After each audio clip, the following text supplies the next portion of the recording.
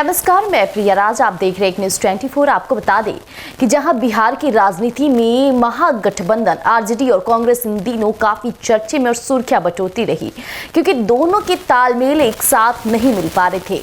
अब रही बात आरजेडी पार्टी की, तो बता दें कि तेजस्वी यादव और लालू प्रसाद यादव ने इसकी कमान संभालते संभालते कई साल दिए। आरजेडी पार्टी में कई बार टूट और नेताओं का आना जाना लगा रहता है।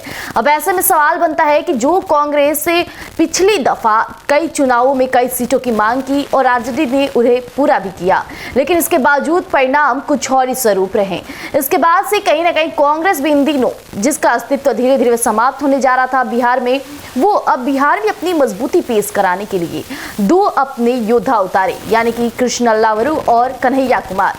अब ऐसे में तेजस्वी यादव को इस बात से नाराजगी भी थी और लालू प्रसाद यादव तो कन्हैया कुमार को जरा भी पसंद नहीं करते। ऐसे कईयों बार उनके बयानों से साबित होता है।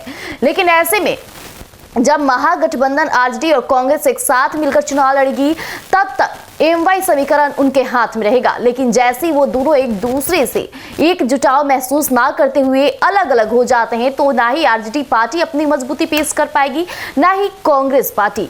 अब ऐसे में जो बड़ी बैठक लगातार चल रही है, दिल्ली में भी इसकी बड़ी बैठक हुई, जहां तेजस्वी यादव और राहुल गांधी आमने सामने आए। इस बैठक की खास वजह बताई जा रही थी कि विधानसभा सीटों के बंटवारों की भी बात हुई है कि किसको कितनी सीटें मिलनी चाहिए। ऐसे में राहुल गांधी ने सीएम फेज की बातों को लेकर भी एक जंग छिड़ी, जहां पे तेजस्वी यादव सीएम फेज के लिए लगातार बिहार के आरजेडी कार्यकर्ताओं की ये मांगे रही। लेकिन वहीं कांग्रेस के कई नेताओं की तरफ से ये बयान सामने आए कि ये चुनाव परिणाम के बाद ही साबित होगा। लेकिन ये सवाल बनता है कि जो तेजस्वी यादव सीएम फेज के लिए लगातार बनना चाह रहे हैं, और लालू प्रसाद यादव की तरफ से भी ये बयान आया था कि कोई भी माई का लाल तेजस्वी को सीएम फेस बनने से नहीं रोक सकता। अब इन्हीं विवादों के बीच तेजस्वी यादव ने इस बैठक की खास वजह बताई, और वजह के साथ साथ उन्होंने सीएम फेस की बातों पर जोरदार अपना प्रदर्शन दिया है और राजद कार्यकर्ताओं को समझाने की कोशिश की है। ऐसे में एक और बात कि लगातार अभी कई ऐसी बड़ी बैठक होने वाली है महागठबंधन की तरफ से, जो कई लोगों को हैरान करने वाली है। तो गौर फरमाइएगा मेरी बातों पर, एक एक कर हम आपको सच्चाई से रूबरू कराएंगे।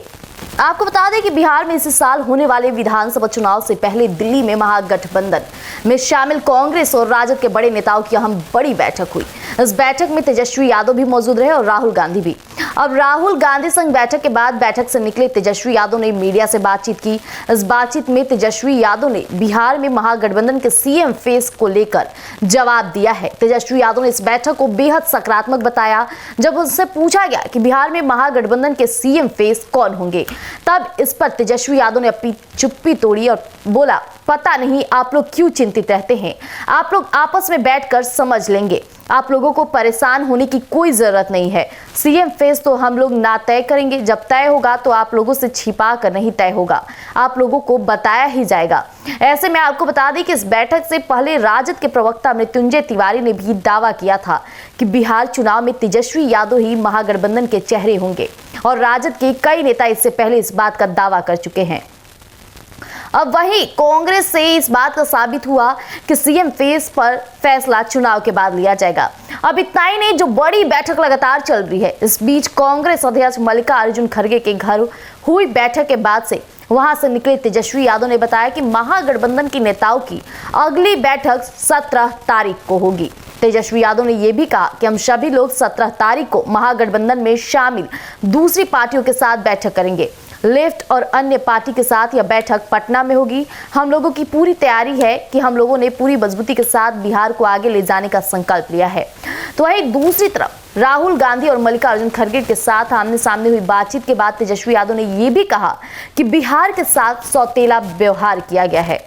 बिहार सबसे गरीब है, किसानों की आय सबसे कम, बिहार में पलायन सबसे ज्यादा है। तेजस्वी ने आगे ये भी कहा कि एनडीए सरकार ने बिहार के लिए कुछ नहीं किया।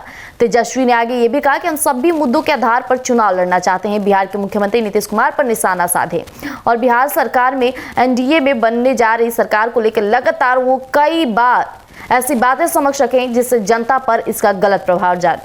अभी आपने सुना कि तेजस्वी यादव और राहुल गांधी की ये खास बैठक न सिर्फ उनकी पार्टी की तरफ इशारा करता है, बल्कि बिहार विधानसभा चुनाव में तमाम पार्टियों के सकारात्मक संदेश पर भी रोक लगाता है।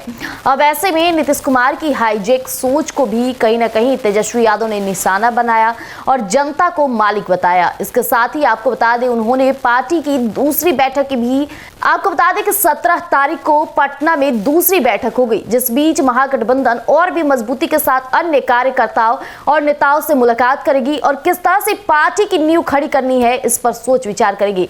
लेकिन जहां बात रही सीएम फेस को लेकर, तो तेजस्वी यादव साफ तौर पे कहते नजर आए कि सीएम फेस जब चूज किया जाएगा तो वो आपके समक्ष रख दिया जाएगा।